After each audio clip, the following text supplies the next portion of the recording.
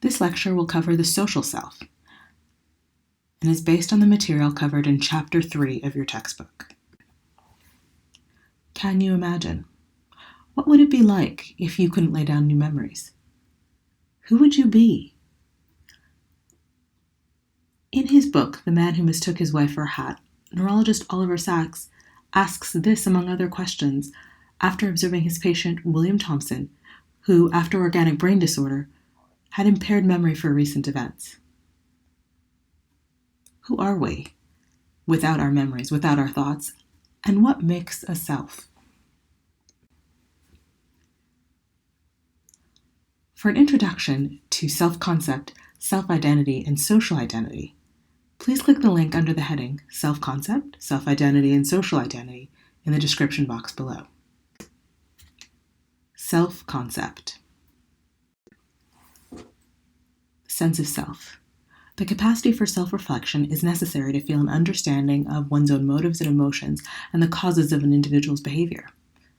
That said, the self is heavily influenced by social factors, and also its ABCs. Its affect, or feelings, behaviors, or actions, and cognitions, thoughts and perceptions. Let's begin by speaking about cognition and the self. This will lead us to review the self-concept, self-recognition, and identity. Self-concept. Self-concept is the sum total of an individual's belief about their own personal attributes. Self-schema. Self-schema is a belief people hold about themselves that guides the processing of self-relevant information. Self-concept may consist of many self-schemas, and people who identify with two or more cultures may have different self-schemas for each culture. As a result, they may engage in code switching, which is the practice typical of individuals proficient in two or more registers, dialect, or languages who will switch from one to another depending on the conversational context in order to enhance linguistic or social meaning. Code switching is a term that's been used to extend beyond language and to speak about culture in general. Additionally, individuals from two or more cultures may also engage in something called double consciousness, a term coined by W.E.B. Du Bois. Double consciousness describes the internal conflict experienced by subordinated or colonized groups in an oppressive society. The rudiments of self-concept. The sense of self is a product of consciousness. Is the self represented in the neural activity of the brain? Or is the self a uniquely human concept? Is the self specially represented in the brain? While it may be hard to say exactly where the self is in the body, many of us would argue that the brain is more a representation of self than any other body part. Joseph Ledoux argues that synaptic connections in the brain produce memory, which creates a sense of continuity needed for normal human identity. Bruce Hood argues that the self is an illusion that emerges from childhood social interactions, while Todd Feinberg and Julian Keenan say that the self can be transformed or destroyed by damage to the brain and nervous system. There are indeed various self-based processes that can be traced to activities in specific areas of the brain. However, many would argue that the brain isn't the only place the self resides, or a complete housing of the self, that there may be something else at work. Do not animals show self-recognition?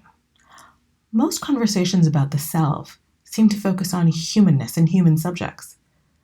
So are animals capable of self-recognition or having a self? Until recently, research seemed to suggest that only great apes, chimpanzees, gorillas, and orangutans were capable of self-recognition. However, recent research suggests that dolphins, elephants, and other animals may recognize themselves. Self-recognition is tested by having animals or individuals look at their reflection in the mirror, and researchers attempt to track a moment where there's a clear expression of recognition, which would suggest the concept of me. And while some animals have shown evidence of recognizing themselves in the mirror, this research isn't definitive, as even in humans, in cross-cultural research, this measure had been shown to be invalid and unreliable. To get a better sense of our struggle to understand if animals have selves and how animals think, please click the link under the heading Inside the Minds of Animals in the description box below. To learn who actually succeeds at the self-recognition task, please click the link under the heading Which Animals Recognize Themselves in Mirrors?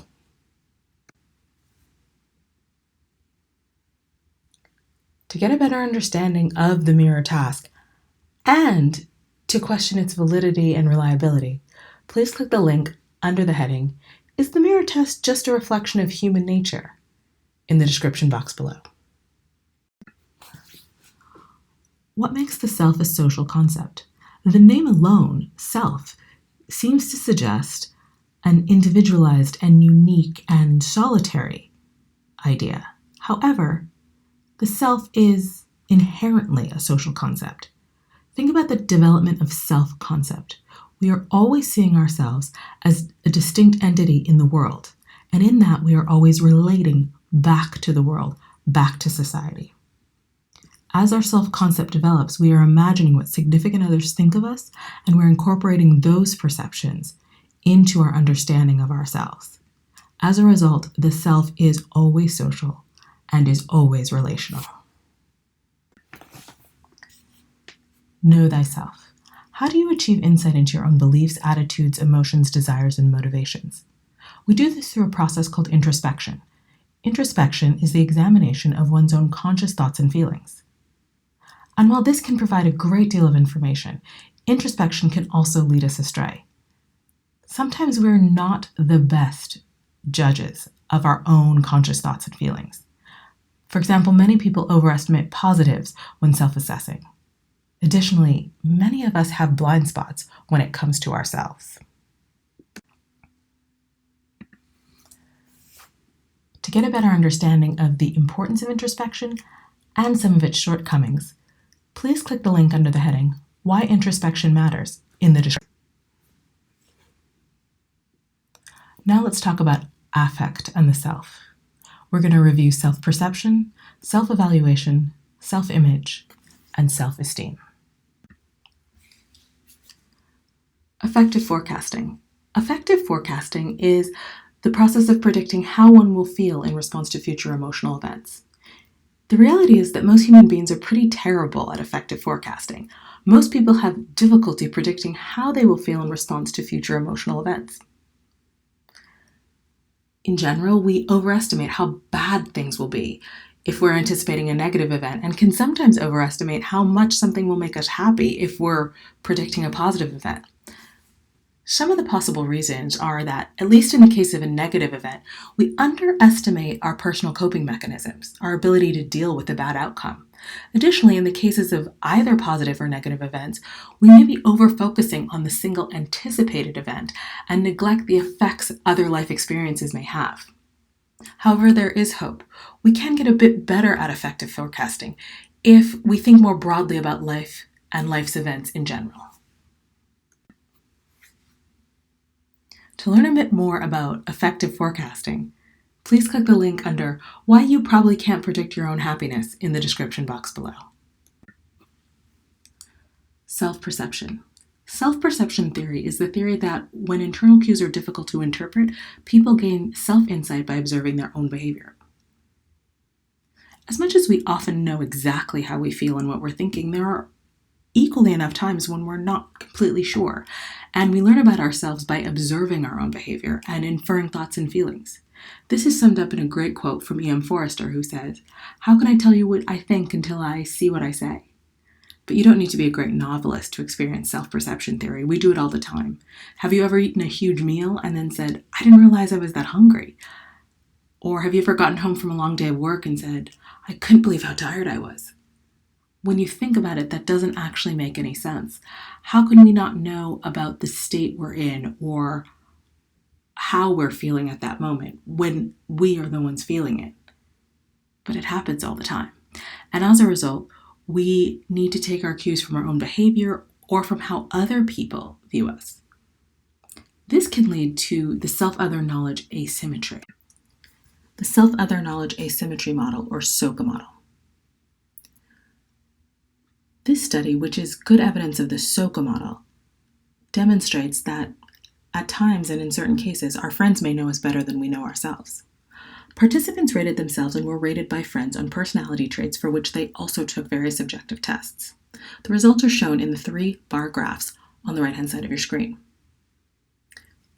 As shown in the bar graph all the way on the left-hand side of the graphic, we can see that self-ratings were more accurate for internal non-evaluative traits. So the individual was more accurate at rating themselves on things like self-esteem and anxiety.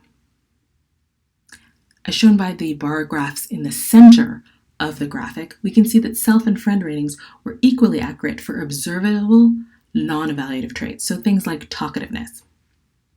Interestingly, however, as shown in the bar graphs all the way on the right-hand side of the graphic, friend ratings were more accurate for internal evaluative traits, so things like intelligence and creativity.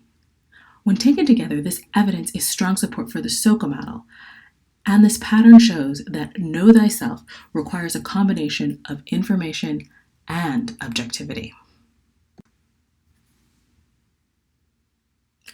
To get a better understanding of how self-perception works, particularly around self-confidence, please click the link under the heading, The Science of Self-Confidence, Self-Perception Theory, in the description box below. The self-perception of emotions. While in many cases we know exactly how we feel, there are times where it's ambiguous. And at times in these ambiguous moments, we can even make ourselves feel certain emotions based on our facial expressions.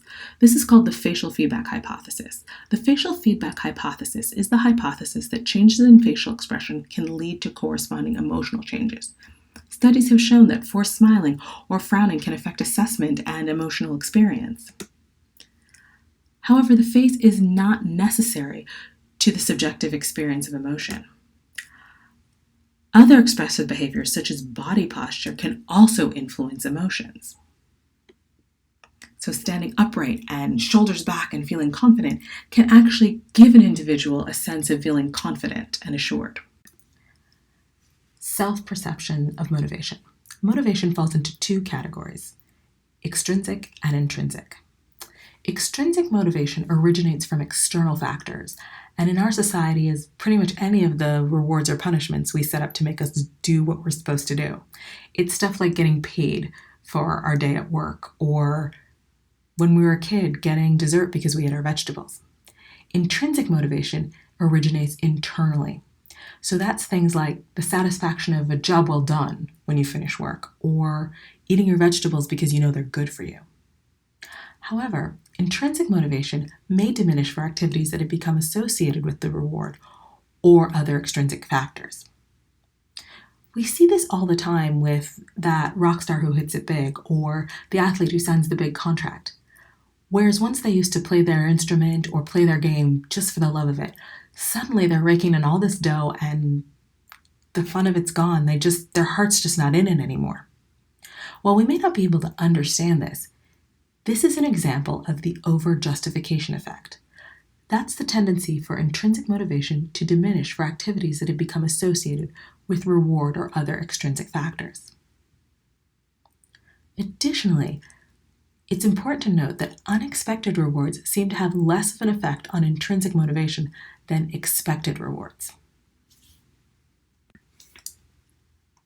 The paradoxical effects of reward on intrinsic motivation. In this study, we can see the negative effects an external reward can have on intrinsic motivation. This study was conducted by children who were asked to play with felt tip markers and timed and observed. The children were brought into the lab 3 separate times. On the first time, they were introduced to the play space and the markers and were told they could play as long as they wanted. Children tend to love drawing, so all the kids had a really good time doing this. The second time the children were brought into the lab, they had been divided into 3 equal groups. In Group A, the children were again allowed to play as long as they wanted with the felt tip markers. This was the no reward condition. In Group B, the children were allowed to play as long as they wanted with the felt tip markers, and at the end of their play, they were given a reward for being good artists. This was the unexpected reward condition, because they didn't realize they were getting a prize till the end. In Group C, the children were told that if they drew very well, they could get a prize for being good artists, and then they were allowed to draw. At the end of the session, each child was given a reward for being a good artist. This is the expected reward condition, because they were told about the prize and then they were given it. The children were then brought back into the lab for a third time, and all children, regardless of what condition they'd been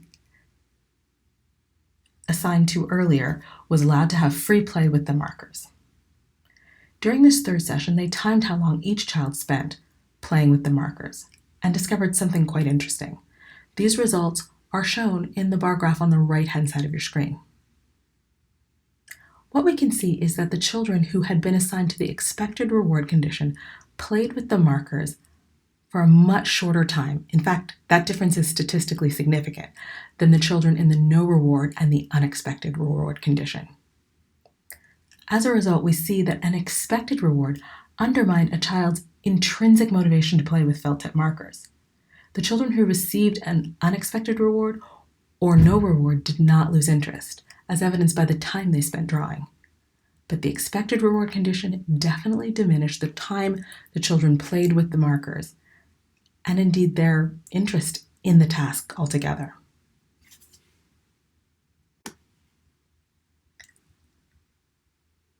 The influences of other people. The influences of other people relies on something called social comparison theory, which was first proposed by Leon Festinger. Social comparison theory is the theory that people evaluate their own abilities and opinions by comparing themselves to others. We compare ourselves to others when we are uncertain about our own abilities or opinions. And when we compare ourselves to others, we tend to choose those who are similar to us in some way so that the comparison is relevant. So for example, if I'm a runner who's starting out, I may compare myself to other people in my running group, maybe a high school runner, but I probably won't compare myself to an Olympic class marathoner. Facebook is a venue for social comparison. One of the things that has changed since Leon Festinger first came up with social comparison theory is the society in which we can compare ourselves. While it was bad enough when we compared ourselves to our neighbors, our work group, our classmates, now we can compare ourselves to any number of hundreds of people from all over the world because of the advent of social media. As a result of this expanded social circle, researchers are beginning to notice a phenomenon which they're calling Facebook depression. And while it's only been shown in correlational studies, Facebook depression is the tendency for individuals who use social media to become depressed. Here it's important to note the type of usage individuals are engaging in. Social media shouldn't be overly vilified. It's a wonderful tool for helping people connect with others and stay connected with old friends. And if indeed you're using social media that way to maintain relationships, the risk of depression is relatively low. However, individuals who passively use social media and scroll through other people's profile pics are at a much higher risk of developing depression. The reason this type of usage might undermine a person's well-being is that we believe they may be engaging excessively in negative upward social comparison. That is, that they're looking at people and seeing, oh, I don't have this, I don't have that, I'm not as good as them. They're negatively comparing themselves to others and coveting what other people have. It's important to note that people tend to portray themselves in over-flattering ways on social media, and while we are all aware of that, consciously, we may underestimate the subconscious effect it has on us. It's important to note that we should never be comparing our backstage, our real life, with somebody's onstage, their social media presence. Does Facebook make us happier? To learn more about the emotional impact of Facebook, please click the link under The Impact of Facebook on Social Comparison and Happiness, Evidence from a Natural Experiment, in the description box below. The two-factor theory of emotion. The two-factor theory of emotion is the theory that the experience of emotion is based on two factors, physiological arousal and a cognitive interpretation of that arousal. So the process is that an individual experiences the symptoms of physiological arousal, such as a racing heart or sweaty palms, and then they arrive at a cognitive interpretation that explains the source of the arousal. If I'm about to give a speech, I might say, oh, it's because I'm nervous. If I see a lion, it might be because, oh, I'm scared. Or if I see someone I have a really big crush on, it might be because I'm falling in love. Other people's reactions sometimes help us interpret our own arousal if they were present when the arousal began. So how do you feel? To learn more about the two-factor theory of emotion, please click the link under the heading Emotion, Schachter and Singer's two-factor theory in the description box below. Autobiographical memories. Memories about our own story, about ourselves, are integral to our development of self-concept. However, memory isn't a smooth recording with everything remembered evenly and equally. Memory is spotty, disjointed, uneven by nature. There are a few key factors that influence what is remembered. First, there is the recency effect, a cognitive bias in which those items or ideas or arguments that came last are remembered more clearly than those coming first. In older adults, there's often a reminiscence bump. This is the tendency for individuals over 40 to have increased or enhanced recollection of events that occurred during their adolescence and early adulthood. This isn't a hard and fast rule, though, because older adults who had some major change after adolescence and early adulthood may experience a reminiscence bump for that. So, for example, if they immigrated to a new country in their 30s, that would be when their reminiscence bump might occur. Additionally, traditional firsts tend to stand out in our memory. So prominent landmarks in our autobiography, major changes, tend to be remembered more. And finally, flashbulb memories. These are highly detailed, exceptionally vivid snapshots of the moment and circumstances in which a piece of surprising and consequential news was learned about. So perhaps the death of a family member or some major news event. Generally, we remember where we were and a good deal of detail about the moment we found out. Additionally, we have a tendency to distort the past in ways that inflate a personal sense of importance and achievement. Distortions in memory of high school grades. College students were asked to recall their high school grades, which were checked against their actual transcripts. These comparisons revealed that the most errors in memory were grade inflations, making the grades higher than they actually were. Lower grades were recalled with least accuracy and the most inflation. It appears that some people revised their own past to suit their current self-image. Culture and self-concept. Self-concept is influenced by cultural factors. American parents try to raise their children to be independent, self-reliant, and assertive. This is typified by the common American saying, "The closed mouth doesn't get fed."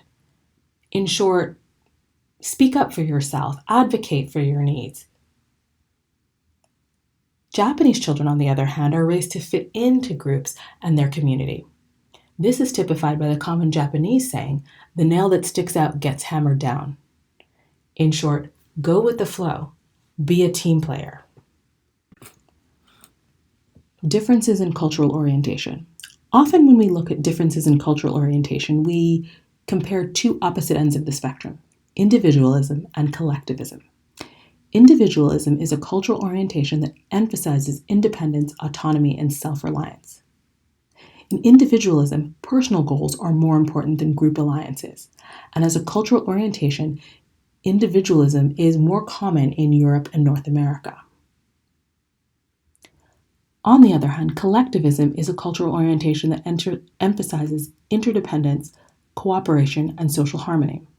In collectivism, group affiliation is the highest priority, and as a cultural orientation, collectivism is more common in Asia, Africa, and Latin America. Here, it's also important to note that with the advent of immigration and so much moving around the world, many individuals may actually embody some individualistic characteristics and some collectivistic characteristics, depending on where they're from, where they live, and in fact, what situation they find themselves in. To learn a little bit more about individualism and collectivism, please click the link under the heading We or Me, Cultural Differences Between East and West. The cultural cycle. On the right-hand side, you'll see a representation of the cyclical, multidirectional relationship between an individual and the cultural factors that shape them. The cultural cycle shows that individuals are shaped by their interactions with others, formal institutions, and commonly shared ideas about what is a good and right way to be a person. In turn, through their actions and behaviors, individuals shape these aspects of their own world.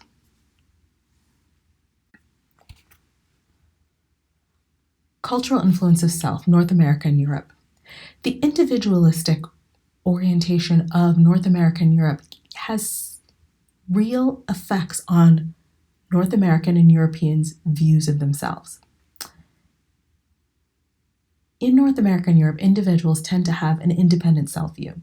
They view the self as distinct, autonomous, self-contained, and endowed with unique dispositions. They describe themselves in terms of personal traits and see themselves as less similar to others. Additionally, they strive for personal achievement. Finally, individuals in North America and Europe differentiate opposites as distinct and separate, which makes it difficult for them to believe that they can coexist within the same person. Cultural influences of self, Asia, Africa, and Latin America. Though often said to exist in the East, collectivism is the dominant orientation in Asia, Africa, and Latin America. Here, individuals have an interdependent self-view. They view the self as a part of a larger network of social connections. They tend to describe themselves in terms of their group affiliations. And individuals tend to see themselves as similar to others. They derive satisfaction from status of a valued group and are more accepting that apparent opposites can coexist in a single person.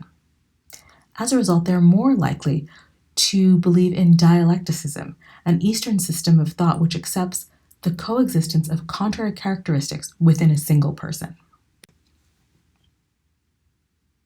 Here we can see a quick diagram of the cultural concepts of self. An independent view sees others as important, but separate from the self, whereas in an interdependent view of self, an individual is overlapping and interconnected with others. What's your preference, similarity or uniqueness? Take a moment to look at the 4 figures on the right-hand side of the screen. They're each made up of multiple subfigures. In each of the 4 figures, which subfigure do you prefer? Kim and Marcus asked this question of both Korean and American subjects in a 1999 study and found that Americans tend to like the subfigures that stand out as unique or in the minority. So that one red square that's turned slightly, or the 2 triangles in the figure made up mostly of circles. Contrary to the Americans, the Koreans tested in the study tended to like the subfigures that fit in with the surrounding group. So the subfigures that make the majority of the pattern. Here we can see how culture can influence even seemingly innocuous preferences and is truly filtering through the entire sense of self. Generational differences in American cultural orientation. While American culture has been criticized for being overly individualistic, it's also important to note that culture, even within one location, can change over time. Over the years, surveys have been administered to millions of Americans who grew up in 3 separate generations. The baby boomers, generally anyone born in the 1940s and 1950s, Gen Xers, generally anyone born in the 1960s and 1970s, and millennials, generally people born in the 1980s to 1990s. From the responses of high school and college students from 1966 to 2009, it seems that compared to boomers, later generations were more focused on money, fame, and self-image, and less concerned about an affiliation with community and civic engagement. These changes, which are charted in the line graph on the right-hand side of your screen, suggest that American culture is more individualistic today than it was even half a century ago.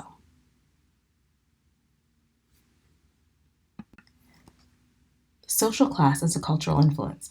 Despite the myth that we are moving towards a classless society, class definitely exists and has an enormous effect on our culture. Social class is used to categorize people within a culture who have a common low, working, middle, or upper class socioeconomic status. Additionally, it can have effect on how much of the culture you can participate in. For example, in Western countries, higher income, higher education, higher status provides more opportunities to exhibit individualism. To get a better understanding of the impacts of social class, please click the link under the Impacts of Social Class, Crash Course Psychology, in the description box below. Self-esteem. Self-esteem defined. Self-esteem is an effective component of self, consisting of a person's positive and negative self-evaluations. It's also an evaluative component of self, and it's made up of many self-schemas, some of which may be viewed more or less favorably than others. Though an individual's self-esteem tends to stay relatively stable compared to others, it can change over time within the individual.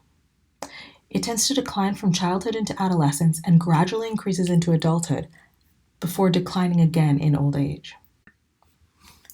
Self-esteem over the course of a college career. This line graph shows the continuity and change of self-esteem during emerging adulthood and does map on to much of what we know about self-esteem over the course of a lifetime. There's a steep decline in adolescence and then a slow build from young adulthood into the rest of adulthood. And while this line graph is by no means smooth, we can see overall gains in self-esteem as this individual grows. The need for self-esteem. So why do we have self-esteem? What's its purpose? There are two theories that seek to answer these questions. Sociometer theory is the theory that self-esteem is a gauge that monitors our social interactions and sends us signals as to whether our behavior is acceptable to others. In sociometer theory, people are inherently social animals, and the desire for self-esteem is driven by a primitive need to connect. Terror management theory. Terror management theory is the theory that humans cope with the fear of their own death by constructing worldviews that help to preserve their self-esteem. In terror management theory, humans are biologically programmed for life and self-preservation. However, we are conscious of and terrified by the inevitability of our own death, and self-esteem allows us to cope with this conflict. To learn more about terror management theory, please click the link under the heading, The Surprising Ways Death Shapes Our Lives, in the description box below. The effects of self-esteem. Self-esteem is important and can affect the course of our lives. Not surprisingly, positive self-esteem, positive self-image tends to produce happy, healthy, productive, and successful people, whereas negative self-esteem and negative self-images tend to lead to being more depressed, pessimistic about the future, and prone to failure. Are there gender differences and race differences with self-esteem? Gender differences tend to be small and are specific to different aspects of self-esteem. Men tend to have higher self-esteem with regard to physical appearance and to athletic abilities, while women have higher self-esteem in matters of ethics and personal morality. Interestingly, African Americans tend to have higher self-esteem scores than Caucasian Americans. This is a bit surprising given the institutionalized racism that runs through this country. Some have suggested that higher African American self-esteem is due to defensiveness, whereas others have stated that it may have to do with the pride African Americans have for their survival in a society that seems to be pitted against them.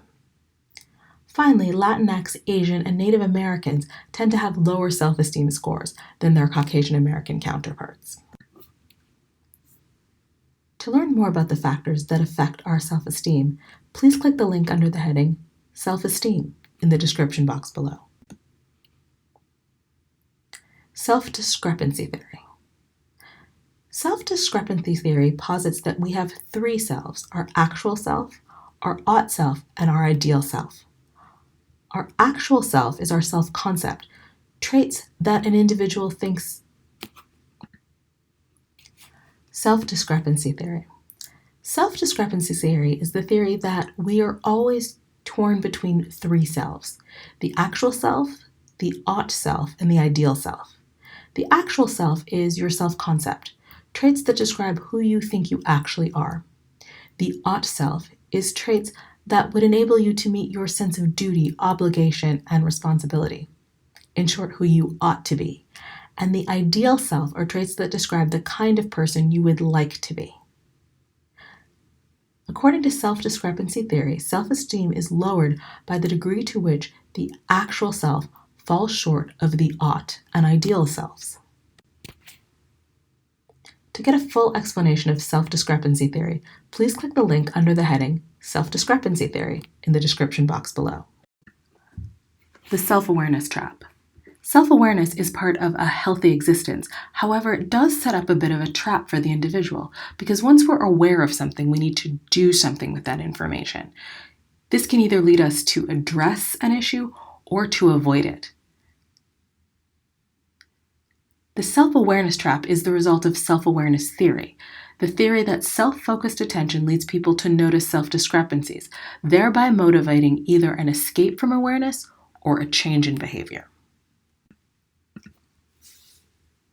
The causes of self-awareness. Here we see a clear illustration of the process of self-awareness. It begins with a self-focusing individual or self-focusing situation, which can lead to greater self-awareness. As a result, self-discrepancies become more accessible. This raises expectations for discrepancy reduction. This can be done in one of two ways.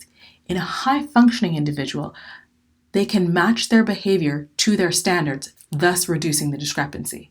In a low-functioning individual, they may withdraw from self-awareness to avoid the discrepancy entirely. The trait of self-consciousness. Self-consciousness is a heightened sense of self-awareness. It can be divided into two types, private and public. Private self-consciousness is a personality characteristic of individuals who are introspective, often attending to their own inner states. Public self-consciousness is a public characteristic of individuals who focus on themselves as social objects as seen by others. Whether an individual is more prone to private self-consciousness or public self-consciousness can influence the ways self-discrepancies are reduced. How self-conscious are you? Below we see a list of questions or items from a measure meant to assess private and public self-consciousness.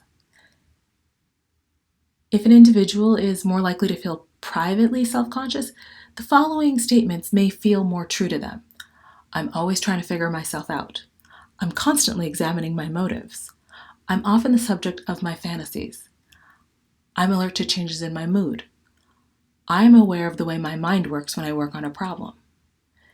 Individuals who are more likely to feel publicly self-conscious may find these statements more true to who they are. I'm concerned about what other people think of me. I'm self-conscious about the way I look. I'm concerned about the way I present myself. I usually worry about making a good impression. One of the last things I do before leaving my house is look in the mirror. It's also important to note that both sets of statements could feel very true to one individual, as people can be both publicly and privately self-conscious. Revolving images of self. According to self-awareness theory, people try to meet either their own standards or standards held for them by others, depending perhaps on whether they are in a state of private or public self-consciousness. Here again, it's important to note that public and private self-consciousness are not mutually exclusive in the individual. One can move between private and public self-consciousness or experience them both at the same time.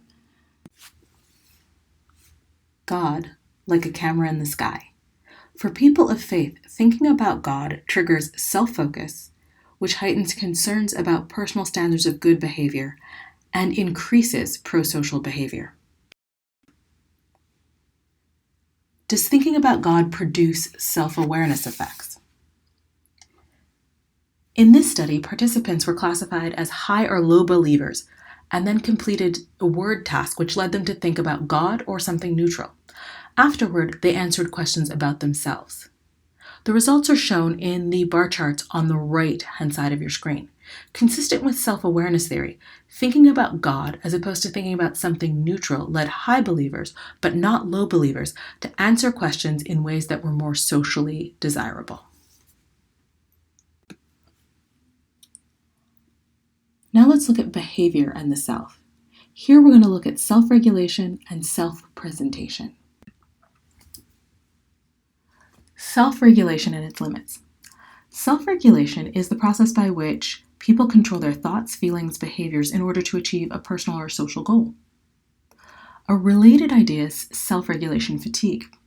Self-regulation fatigue is the idea that self-control is a limited inner resource that can temporarily be depleted by usage. There is some evidence that self-regulation fatigue does exist. Some studies have shown that acts of self-control can reduce blood glucose levels, so quite literally sapping the body of energy. However, there are psychological factors that can counteract self-regulation fatigue. Self-control is a limited inner resource. Here we have more support for self-regulation fatigue. In this study, participants were divided into 3 equal groups. They were all shown the same upsetting film. However, they were given different instructions. Participants in Group A were asked to amplify their emotional responses. Participants in Group B were asked to suppress their emotional responses. And participants in Group C were given no self-control instructions at all. Both before and after the film, self-control was measured by the persistence at squeezing a hand grip exerciser. The results are shown in the line graph on the right-hand side of your screen. As you can see, the 2 groups that had to control their emotions during the film, the yellow and the green line, lost their willpower on the hand grip, whereas those in the 3rd group who received no self-control instruction, that red line, did not. This study provides clear evidence that self-regulation is an effortful process that can temporarily deplete energy. Does the belief in willpower predict self-regulation? How you quantify willpower can actually be helpful. Here we see a line graph which charts college students over time. Researchers found that students who endorsed a non-limited belief in willpower compared to those who endorsed a limited belief were less likely to procrastinate when work demands were high.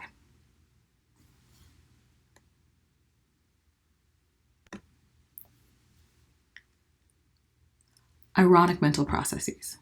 Any attempt at mental control contains the seeds of its undoing.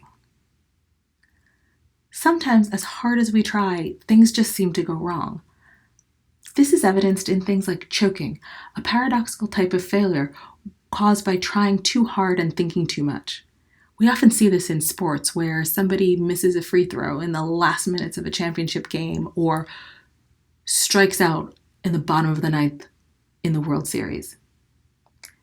This is called an ironic process because the harder you try to inhibit a thought or feeling or behavior, the less likely you are to succeed.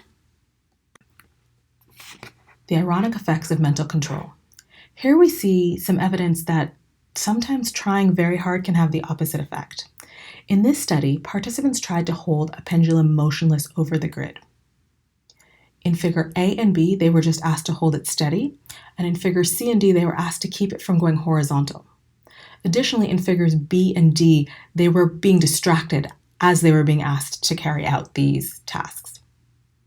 As illustrated by the tracing shown here, they were better at the task when they were simply instructed to keep the pendulum steady, as in A. That's the least amount of movement.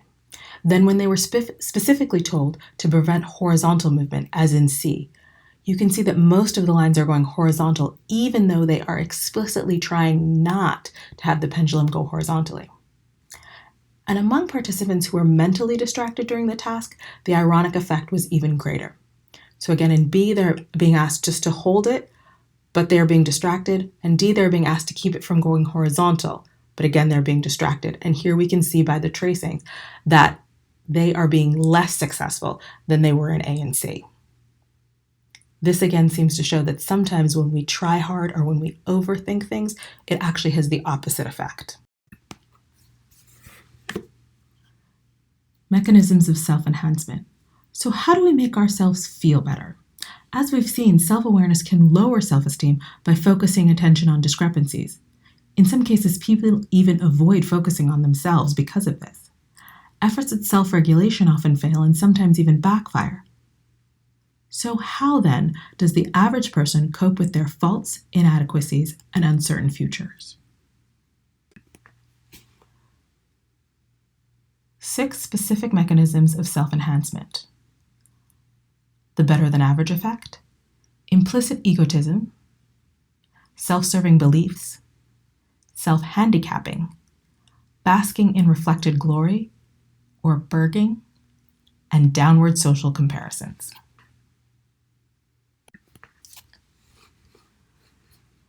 To learn about the better than average effect, a condition of cognitive bias wherein a person overestimates their own qualities and abilities in relation to the same qualities and abilities of another person, also called illusory superiority, please click the link under the heading, Why Incompetent People Think They're Amazing, in the description box below. To learn more about implicit egotism, a non-conscious form of self-enhancement where humans have an unconscious preference for things they associate with themselves, please click the link under the heading, The Bizarre Way Your Name Affects Your Behavior, in the description box below. To learn more about self-serving bias, people's tendency to attribute positive events to their own character but attribute negative events to external factors, please click the link under the heading Self-Serving Bias/Self-Serving Beliefs in the description box below. To learn more about self-handicapping, behaviors designed to sabotage one's own performance in order to provide a subsequent excuse for failure, please click the link under the heading, Why do you sabotage yourself before a big test? In the description box below. Basking in reflected glory. Basking in reflected glory, or burging, is to increase self-esteem by associating with others who are successful. We see this all the time with fans of sports teams who wear their jerseys all the time or talk about the game all the time, especially after that team's had a big win. We also see this in the people who populate the entourages of famous or successful people. Think about all the people trailing behind a famous rapper or a successful actor. Those people are basking in the reflected glory too.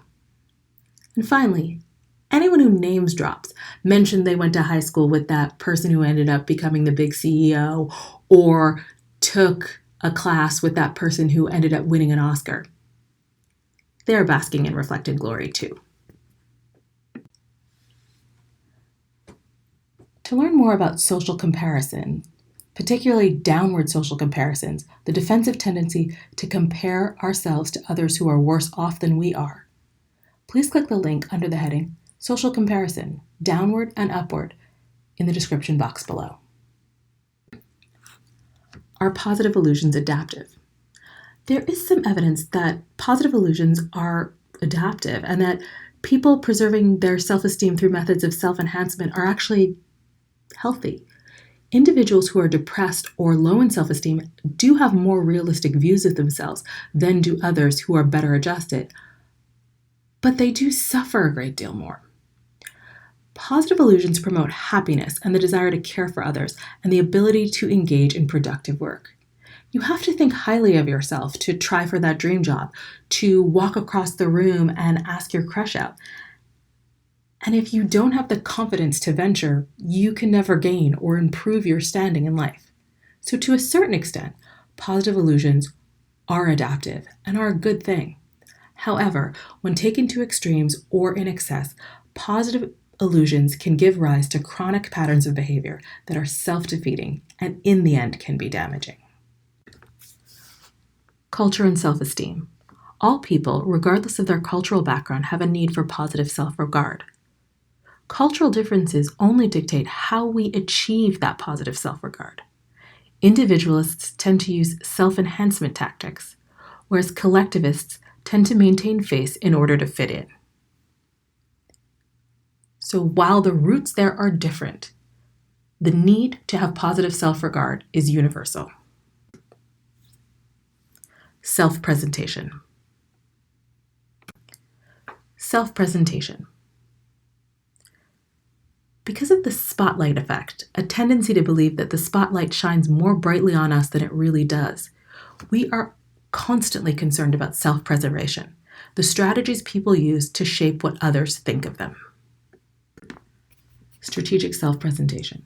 Strategic self-presentation is defined as efforts to shape others' impressions in a specific way in order to gain influence, power, sympathy, or approval.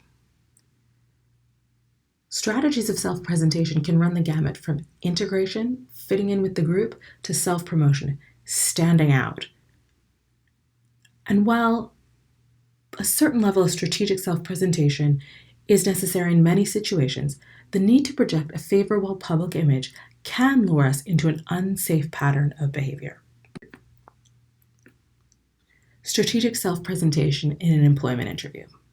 Here are some examples of how the goal of integration might look different from the goal of self-promotion in an example of a job interview. So for example, if I was trying to present myself as a team player, someone who could fit right in, I might compliment the interviewer or the organization. I might discuss interests I shared in common with the recruiter. I might indicate my interest in the position of the company. I might indicate my enthusiasm for working for this organization. I may also smile a good deal and rely on nonverbal behavior. If I were trying to promote myself or present myself as individualistic in this interview, I might play up my value at a positive event and take credit for it. I might describe my skills and abilities in an attractive way. I might take charge during the interview to get my main points across. I might take credit for a positive event, even if I wasn't solely responsible. And I may make positive events I was responsible for appear better, bigger, more important than they actually were. Self-verification.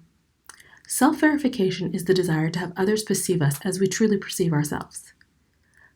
People selectively elicit, recall, and accept personality feedback that confirms their self-conceptions, even if their self-conception is negative or incorrect.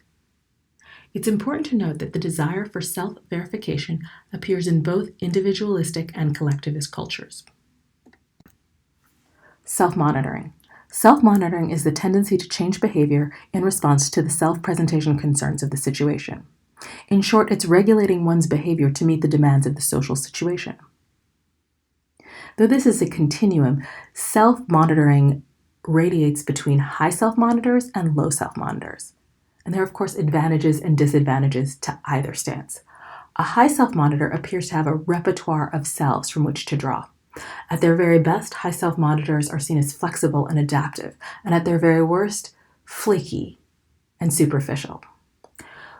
Low self-monitors are self-verifiers who are less concerned about social acceptability. At their very best, they are seen as strong and consistent, and at their worst, rigid and unchangeable. A high self-monitor might describe themselves as pragmatic, while a low self-monitor might see themselves as principled and forthright. Reflections, the multifaceted self. Reflections, the multifaceted self. Long before social psychology was founded, William James remarked that the self is not simple but multifaceted. And indeed, recent research does seem to bear this out. It's presented a conception of self as multidimensional, where different aspects and features are interrelated. And while we have made some advances in charting small parts of the self, more study, more consideration is definitely warranted. To gain a better understanding of this multifaceted view of self, please click the link under the heading, Who Am I?, in the description box below. This concludes our lecture on the social self. In our next lecture, we'll consider perceiving persons. That material is covered in Chapter 4 of your textbook.